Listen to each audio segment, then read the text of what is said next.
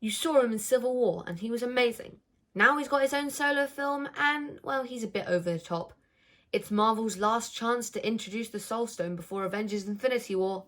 Wakanda forever! It's time for Black Panther.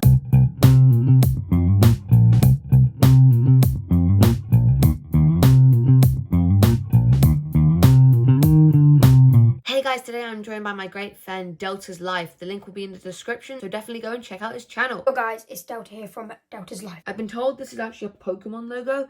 I won this in a competition, so I didn't get this, and I didn't know. Then someone told me it's a Pokemon thing. Luckily, it doesn't actually say Pokemon on it. Otherwise, I'd never wear it in public because I'm not a Pokemon person. There are some genuinely funny scenes in this film, especially the one with M'Baku at the end. You know, the whole "we are vegetarians" bit. That one was actually really funny. I love the inclusion of Martin Freeman back as Ross. I think his character has done very well, and he has some really funny scenes. The opening scene of Black Panther was so good. It was all I expected. It's got its big, massive skyscrapers. It showed all the mythical kingdom of Wakanda. It showed its civilization. Although it's a futuristic city, it still has its traditions like of Africa. So it's got its African singing, African dancing, African games. African culture shine bright in Black Panther. The CGI was amazing, but to be honest, nowadays that's kind of a given for the MCU, so I don't really look too much at the CGI. Although when it's de-aging special effects, then that's still really impressive, like when you have Hank Pym in Avengers Endgame or Nick Fury in Captain Marvel. And also want to talk about the moral message. Like in superhero movies, you just expect, oh, there's a bad guy, oh, there's a brand new superhero, they fight it out and the winner takes all. But in Black Panther, it shows much, much, much more than what you expect. The moral message is much better than fight. And what he built it from, the message just was good. A lot of people say the rhinos bit wasn't really good, but are you seriously telling me a king in a ridiculously superpowered suit taking down weaponized rhinos isn't just dumb fun entertainment? Dumb fun entertainment. That would have been a great YouTube channel name. Oh well. Negatives. There's not that much. I love the fighting scene. I love the car chase. The ending was amazing. I can't think of anything bad to do with Black Panther. Well, luckily, I can. I'm pretty sure I watched this film 3 times within the month of its release, which I don't usually do. I think I watched Endgame twice. Usually I don't watch a film this much within a month of its release. The first time I was really hyped for the film and I went to see it with my friends, so it was just really fun to watch. Second time I was like, okay, yeah, it still lives up to it, but there's a few things here and there. But third time, you know, I watched it in my house and it was just like, oh, okay, like, I'm not excited to watch it this time.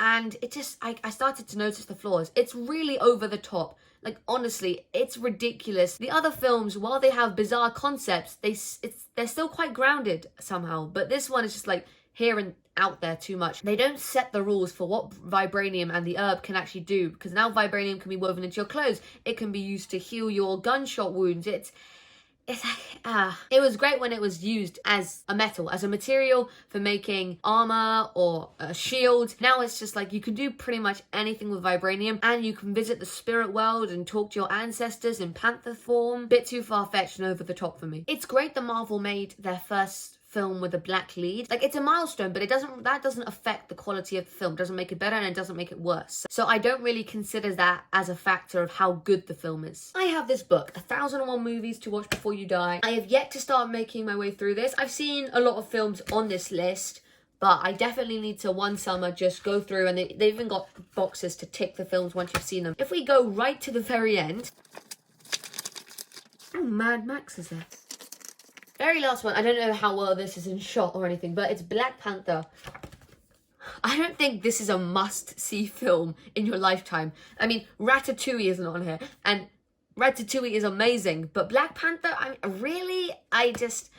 I don't know. Impacts on the MCU. So obviously it sets up Bucky in Avengers Infinity War. They call him White Wolf, which I think is pretty cool. We just see him basically being woken up. We see Black Panther opening the world to Wakanda. This was actually in a post-credit scene, but it was supposed to be included in the main film. So I wonder what that other post-credit scene would have been. See, the whole thing about opening Wakanda to the world is like, that's what Killmonger set out to do. And they had this whole battle about it. Maybe he wasn't going to do it the right way. You know, he was selling weapons and all that. Kill Killmonger and then do exactly what he was trying to do, Okay, not exactly, but you know what I mean? It's like, maybe you could have worked with him. At least another positive is that the villain actually persuaded the hero to do something, and it was for the best, I guess. But for the bit you're really here for, the after credits search for the Soul Stone. Black Panther. I think the main theory for this film was that the Soul Stone was going to be used to contact his ancestors in the spirit world, because we saw that briefly in the trailers. But overall, you know, with something as bizarre as Wakanda, you know, anything can happen. So yeah, why not? I would believe if they had an Infinity Stone powering a lot of their stuff. I give Black Panther a 9 out of 10. Guys, I am going to give this film a 6 out of 10. I know this is probably the lowest score you've ever heard someone give Black Panther, or maybe not. I just feel this is really overrated, as well as Guardians of the Galaxy Volume 2. I can rewatch this film and I can get some enjoyment out of it, but sometimes I think I focus on the negatives too much in this film and that brings it down for me. Anyway guys, thank you so much for watching, and thank you Delta's Life for appearing on my video today. I know you're probably thinking, wait, what was that emoji covering his face? Yeah, he just didn't want to show his face, but it was quite funny anyway. But thank you for being on my channel. Go and check out his channel, the link is in the description. That's all from me. Hope you enjoyed that. If you want to see more reviews, rankings and reactions, and more MCU reviews leading up to Black Widow, we don't actually have many left, and the next video is a collaboration as well, then make sure to subscribe and turn on the notification bells to be updated when my video drops. Until then, I'm Josh, this is After Credits, a place to review, rank and react to movies with you.